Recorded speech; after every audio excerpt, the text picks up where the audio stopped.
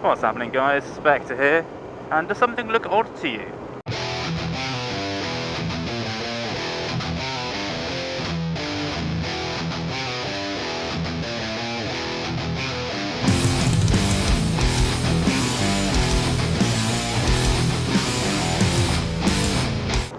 That's right, we're back on the same road we were in last video, if you watched the running errands and making friends video. And the reason being, I'm off to take a few vanity shots, basically, of the bike, because I'm that much of a poser. And apparently, that post office I went to in the last video, if I'd gone about 2 minutes past that, there's some big country park thing. We're looking on Google Maps. Looks pretty though, it's like a lake and, you know, woodlands. And it's open to the public, seemingly, so I'm going to go and see what it's all about. But, back to the important thing, you may notice here, hello, I've got 2 cameras now. That's right, I've recently purchased this camera up here, which is a Thai i60 Plus. It's been a long time coming. Hello sir, yeah, thought not. No gloves, Charpmobile, standard. Been using the little SJ cam for 2.5 years now, my channel's been going. And it was hardly cutting edge even when I got it. Now, one thing I will say about the Thai, it's only my second time using it. And the first time it was quite whited out, I guess. And it probably still is. I've not changed the settings, all sort of on auto. So if it is a bit bright, especially if I'm looking to the sun, I do apologise about that. Hopefully in the future I'll play around with the exposure settings, and also I think there's a white balance that has like sunny, cloudy, fluorescent and iridescent. I think it also has as well. So we'll see, because obviously you remember the SJ4000 videos, they looked a lot nicer after I changed the settings from auto to vibrant, I think the SJ cam calls it. So hopefully I'll pull the same trick with this camera.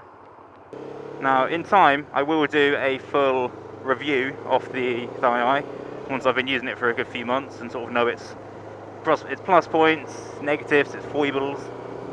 And I'll also do a Thai versus SJ cam sort of comparison video, say which one I like best, and also show side-by-side footage hopefully, because I still have this mount on the side of my helmet, which is the SJ cam's mount from when I used to have it side mounted.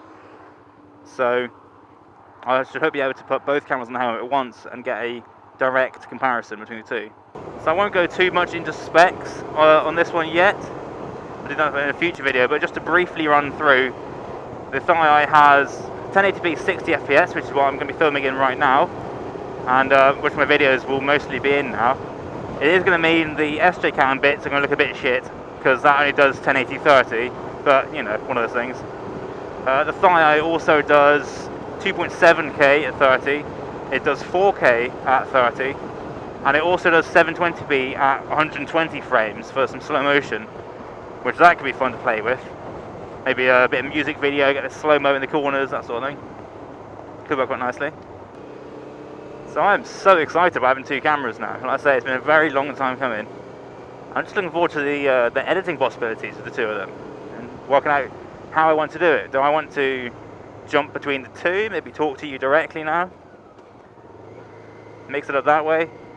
Or do you want to do a sort of Red Renner style and have a little picture-in-picture and have the view facing me in the corner at all times? Don't know yet. I need to basically have a play, have an edit, see which one I prefer, and then go from there. Look at this dick. So the reason I chose the Thai is a friend of mine, Smo, I don't know if you follow him, official Smo, links in description. It's also on my main channel page in the people to follow section, which I've filled up with my friends who vlog. That's that. Yep, fuck you too.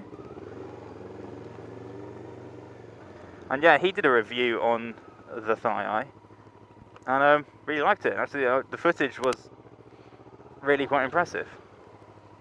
Alright, I'm going to have a look around in a bit. Alright, well that was a letdown. So let's get out of here without eating it, shall we? All the cool stuff was access to campsite and deliveries only, so that was a bit lame. Yeah, that was a bit of shit. So I'm just going to go head back out of Lincoln. I'm down this end of town, so I might as well use the road I've used before. And just see what I can find out that way, I guess. Not ideal, it looked quite pretty from the pictures I looked at on Google, but, you know. What can you do? So yeah, Smo tested it, he really liked it, especially for the price. And yeah, I was really impressed by the footage he got. My own footage is not as good yet, but we'll see what I can do with the settings, like I say. But yeah, I'm excited to see what I can do with it, really. Whether I can do anything with the higher resolutions, I don't know yet. I probably won't bother for YouTube, certainly, because nobody watches that high res anyway. I know I don't. So 1080p 60, I think, is a nice, happy medium to sit at. And also it depends on my computer too. You have to remember, I edit on a not very powerful PC using a very unstable, cheap, open source editing software. And it crashes maybe 8 times for every video I make. And that's at 1080-30. If I've suddenly got 2 cameras, 1080-60 footage knocking about in there, it's going to struggle a lot more.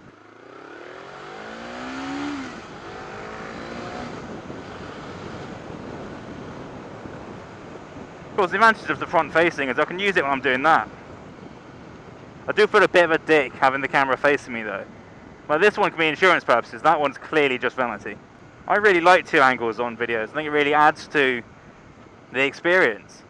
For the most part it will be here, handlebar mount, and obviously the main camera facing forward. But I can also play around with this, you know, getting some down the wheel shots, or, you know, whatever. I can have a bit of fun with it.